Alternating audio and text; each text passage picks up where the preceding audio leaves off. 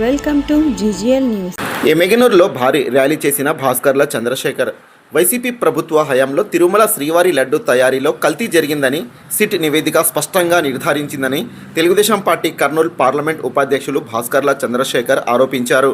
గురువారం ఎమ్మెగనూరు పట్టణంలోని శ్రీ వెంకట సాయి దేవాలయం వరకు తెలుగుదేశం పార్టీ నాయకులు కార్యకర్తలతో కలిసి ఆయన ర్యాలీగా వెళ్లి ప్రత్యేక పూజలు నిర్వహించారు. అనంతరం భాస్కర్ల చంద్రశేఖర్ మీడియాతో మాట్లాడుతూ సిట్ దర్యాప్తు ఛార్జ్షీట్ ద్వారా పూర్తిగా వైసీపీ నాయకులేనని బట్టబయలైందని వారన్నారు. ఈ కార్యక్రమంలో తెలుగుదేశం పార్టీ నాయకులు కార్యకర్తలు పాల్గొన్నారు. అందరికీ నమస్కారం. నా పేరు చంద్రశేఖర్, తెలుగుదేశం పార్టీ కర్నూలు ఉపాధ్యక్షుడిని. ఈరోజు కల్తీ నెయ్యి విషయమై సిట్ ఇచ్చిన ఆదేశాల మేరకు, సిట్ ఇచ్చిన రిపోర్ట్ ప్రకారం దీంట్లో కెమికల్స్తో కూడిన కల్తీ నెయ్యి సరఫరా అయ్యిందని 60 లక్షల క్వింటాలు సరఫరా అయ్యిందని తేలింది. కాబట్టి ఈ కల్తీదారులు ఎవరైతే 36 మంది గొలుసు రూపంలో ఉన్నారో వాళ్ళందరినీ కఠినంగా శిక్షించేటట్టు వాళ్ళని ఇమ్మీడియట్గా అరెస్ట్ చేయాలి. దయచేసి ఈ విషయంలో జగన్మోహన్ రెడ్డి గారు కూడా ప్రభుత్వానికి సహకరిస్తూ వాళ్ళని తప్పు చేసిన వాళ్ళ మీద శిక్ష తీసుకునే విధంగా ఆయన కూడా ఉందాగా ప్రవర్తించాలి.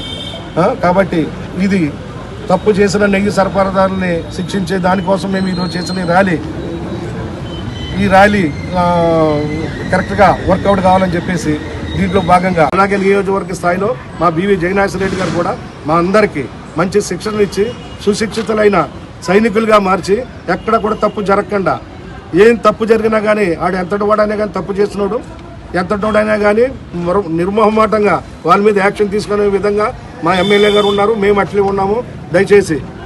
దయచేసి భవిష్యత్తులో తెలుగుదేశం పార్టీకి వెన్నుదన్నుగా నిలిచి భవిష్యత్తులో ఇంకా ముందుకు పోవాలని, ఆ ముందుకు పోయేదానికి మీరు అందరూ సహకరించాలని, అలాగే ఈరోజు ఈ కల్తీ నెయ్యిదారులు 36 మంది నిందితులు ఎవరైతే ఉన్నారో వాళ్ళందరినీ ఇప్పటికైనా జగన్మోహన్ రెడ్డి గారు రియలైజ్ అయ్యి వాళ్ళ మీద యాక్షన్ తీసుకునేటట్టుగా మీరు కానీ సహకరిస్తే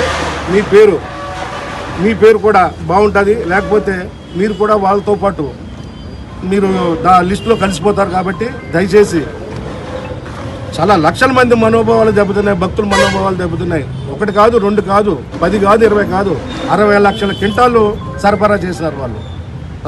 ఆల్రెడీ మన వైవి సుబ్బారెడ్డి గారు వాళ్ళ పిఏ దాంట్లో కూడా 4.5 కోట్లు సిట్ అధికారులు ఆల్రెడీ కనుగొన్నారు.